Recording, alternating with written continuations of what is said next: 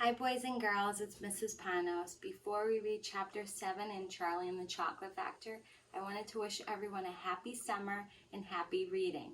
We will finish reading Charlie and the Chocolate Factory in September.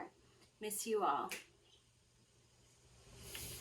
Charlie and the Chocolate Factory by Roald Dahl. Chapter 7, Charlie's Birthday. "Happy birthday," cried the four old grandparents as Charlie came into their room early the next morning. Charlie smiled nervously and sat down on the edge of the bed.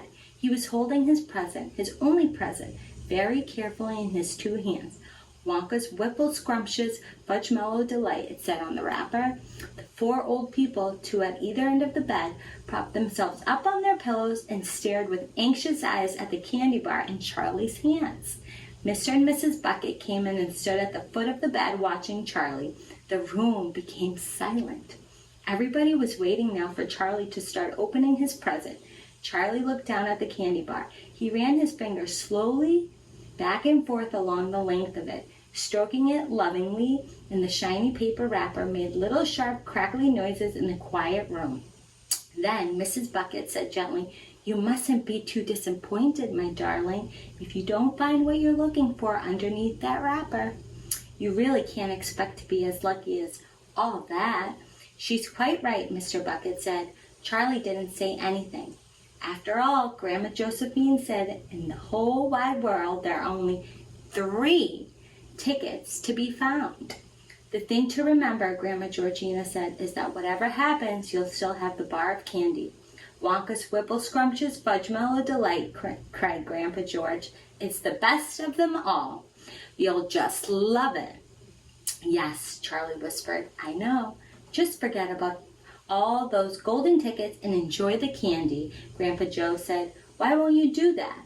They all knew it was too ridiculous to expect this one poor little candy bar to have a magic ticket inside it, and they were trying as gently and as kindly as they could to prepare Charlie for the disappointment. But there was one other thing that the grown-ups also knew, and it was this, that however small the chance might be of striking lucky, the chance was there.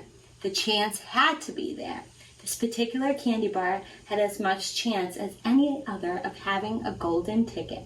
And that was why all the grandparents and parents in the room were actually just as tense and excited as Charlie was, although they were pretending to be very calm. "You'd better go ahead and open it up, or you'll be late for school," Grandpa Joe said. "You might as well get it over with," Grandpa George said. "Open it, my dear," Grandma Georgina said. "Please open it. You're making me jumpy." Very slowly, Charlie's fingers began to tear open one small corner of the wrapping paper.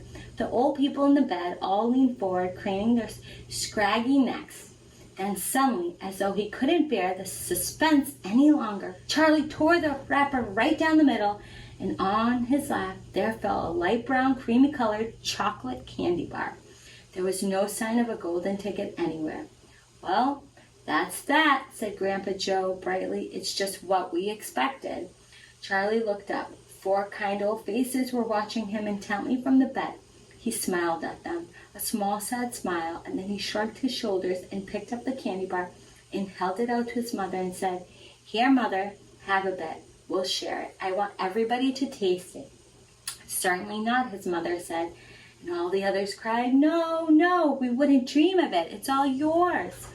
"Please," begged Charlie, turning around and offering it to Grandpa George, but neither he nor anyone else would take even a tiny bite. "It's time to go to school, my darling," Mrs. Bucket said, putting an arm around Charlie's skinny shoulders. "Come on, or you'll be late."